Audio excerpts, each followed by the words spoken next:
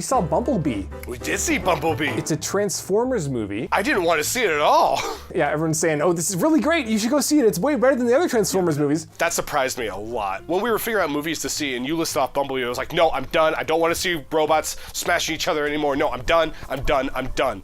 And then reviews start pouring out. Even Lindsay Ellis. She was like #1 Bumblebee fan. I'm like, oh, wow. Okay. It's very surprising. If you just took the Transformers aspect out of it, it's just a solid movie about this little girl who's just trying to figure out who she is. It's such a difference from a Michael Bay film. Yeah. What is this? Is this the 4th or the 5th film in the series? The 6th. This is the 6th? What?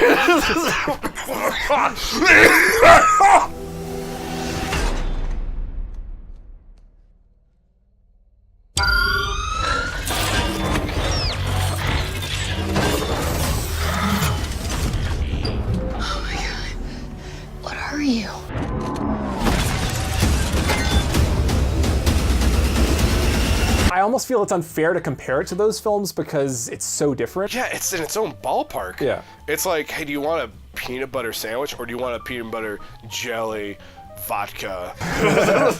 No, that's a horrible analogy. Never mind, scratch that.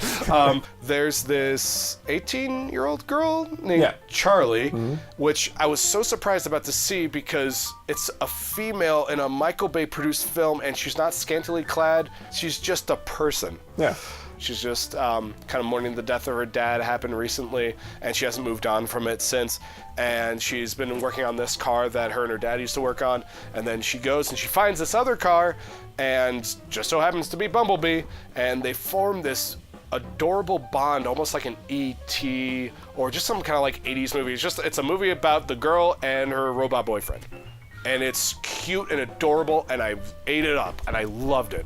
The movie's strengths really revolve around having a core character like Charlie that was good and interesting and likable.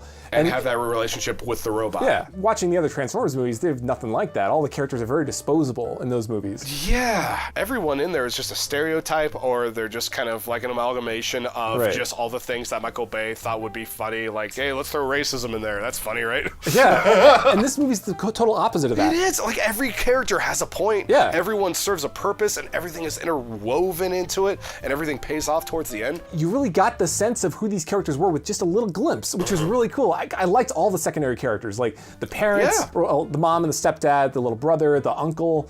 They all had like fun little like tongue-in-cheek lines here and there that it felt natural. It added to the world, and they actually had a part to play in it. I thought the action was really good.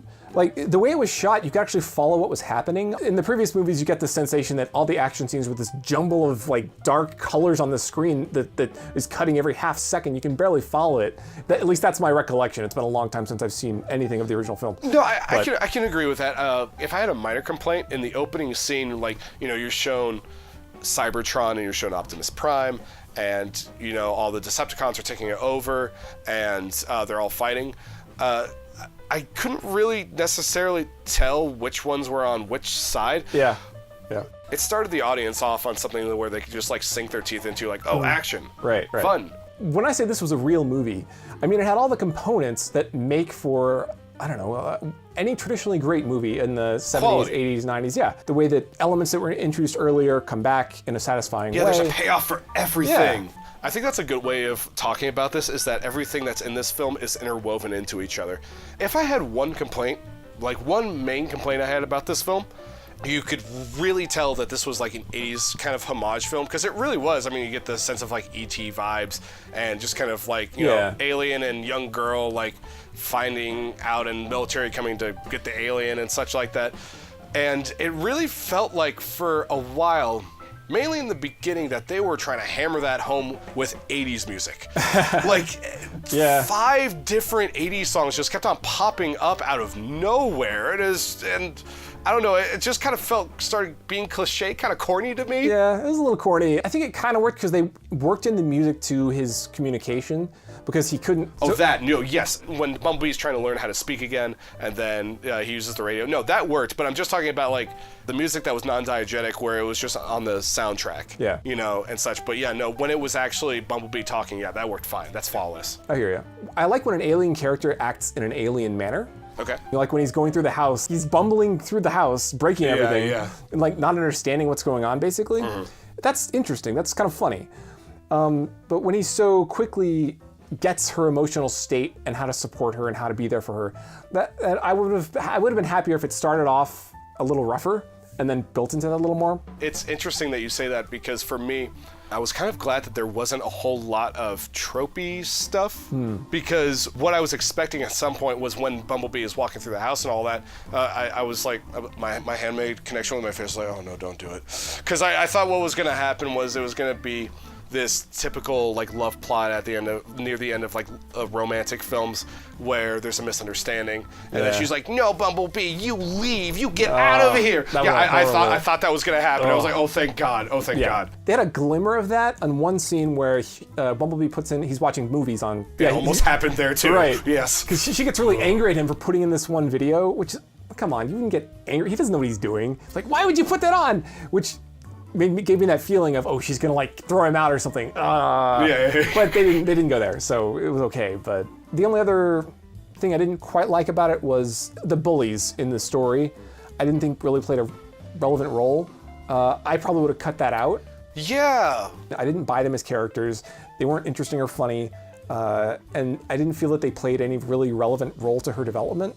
Or even her illustration as a character. Like maybe if you had one scene of them earlier to show she's kind of an outcast, but we already kind of get the vibe that she's not a normal girl, which is great. But I guess that those were the only characters that you could really say that you would throw out. Yeah. I mean, the only time that you can really say that is when she's going up to the cliff, and they're all telling her to like jump into the water, and she just. I feel like that's the only reason they put them in there was, oh, we want to see in the middle where she's going to go diving, but then she doesn't. But that was so tacked on to me because they're going somewhere else completely. And they're like, oh, hey, there's a party here. Let's turn into the party. Okay. Oh, hey, it's those guys from high school. Like, it was totally like crammed in there to me. I felt like that was like a later edition or something. They're like, oh, well, we want to illustrate this a little more, but I don't think you needed to because they touch on the diving aspect so many times aside from that. Yeah. I probably would have got rid of that. But those are really my only complaints. I thought it was a really solid movie, very enjoyable the whole way through, really. I really haven't felt something that's felt so genuine and so just like carefree and such. Like I might go see this a second time just because it gave me such a good feeling. I was so elated. And that's what I mean by real movie. You should, like, when I was a kid, I felt like that's what movies did. They made you feel these genuine good feelings. Yeah. And that seems to be so uncommon these days. I don't know why. We're gonna go into spoilers now. So if you'd like to skip that, go to the time code below, and we'll see you there. I was expecting at the very end of the film for Optimus Prime to show up. Because there's a clip when, Bumblebee is saying, he makes that projection, and it's like R2-D2. Yeah. And he's like, I will be there soon. You're my only hope. Yeah, exactly. And so I was expecting like Optimus Prime at the very last second to show up, and I'm glad he didn't because that would have just taken away from Bumblebee as a character in his own right. Right. And he's a CGI character, but he felt so real. But I'm so glad that they left Optimus Prime out of this. Yeah, it really made it Bumblebee's movie, which worked really well. I think they showed him at the end where Bumblebee's driving on the road, and yes, I love that. Yeah. That was such a great cameo. Like it's just such a good subtle nod, and especially in a Transformers film. Yeah. And in a modern day movie, you would never have stuff like this. It makes me think of A Nightmare on Elm Street. So Wes Craven wanted to make the ending of A Nightmare on Elm Street just be like, oh, the kids get in the car and then they just drive away, and then you see the girls jumping, doing jump rope, and they're singing the Freddy song. It's a little creepy, a little eerie. Bob Scheer's like, no, we gotta have stuff for a sequel in there. So in the actual theatrical cut, like kids get into a car and the car turns into Freddy and drives them away, and then the wife gets butchered again by Freddy and all that and blah blah blah. It's just so amazing that they didn't just say like, no, we gotta have the truck transform into Optimus Prime and see them run off into the distance. It was so subtle. Yeah, so good. If I actually had to make any complaint, this would be the one. I think that it was way too easy for the government to accept aliens and say, okay, we'll let you lose our technology. Why not? Like, what? That's so dumb. Like, you're not even going to ask them if they're the good guys or the bad guys or anything like that. But I thought they did it in a tongue-in-cheek way that kind of worked for me. Like, I get what you're saying, and I think I agree, but John Cena had this line that was pretty good. He's like, They call themselves Decepticons. Yes, I love that. Yeah, yeah. That was good. Okay, so no, I can understand that. So they're kind of playing on the fact that like they're nudging wink wink to the audience where they're like, I mean, come on guys, like. Yeah. Okay, yeah, I can see that. I got that out of a few parts of the movie that otherwise could be boring. But it wasn't, because of a combination, I think, of smart writing, good acting, and just the glimmer in the eye of the director that made it seem kind of tongue-in-cheek or kind of fun. It just well illustrates how I thought all the parts of the movie came together quite well. Would you say in a way that it's kind of like The Nun? Where, where you kind of got that sense of like the director was kind of being hammy a little bit, and so the audience was kind of buying into it? Kind of. Okay. Less cheesy and campy, but still a little tongue-in-cheek. Where the director is just saying like, hey, this is kind of silly, but come on guys, like laugh at it, yeah. Which is great. Yeah, it is, yeah. And I think that's one of the other things, that the movie doesn't take itself extremely seriously and knows the material.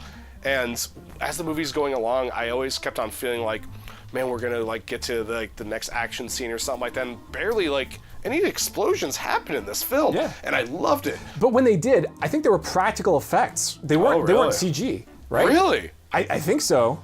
When the robots were exploding, I think that was CG. But when the robots were shooting stuff, like when Bumblebee shoots a bunch of military guys, like right outside in the military base or whatever, those are practical effects. And I was like, oh, this is great to see. Yeah. I'd like to see things actually exploding.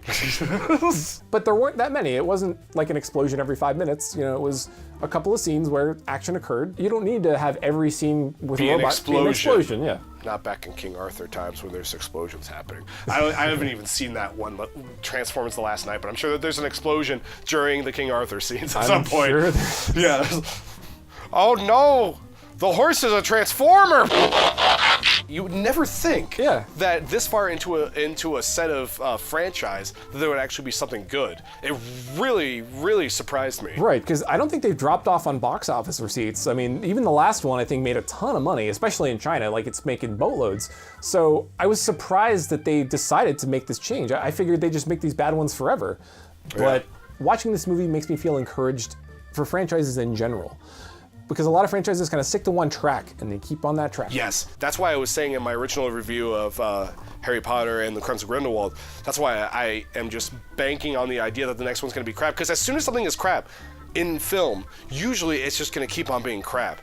So I don't know. I might eat my own words on that one. I don't think I will. But but the Pirates franchise. Yeah, those are two great examples of franchises that need to have this kind of change.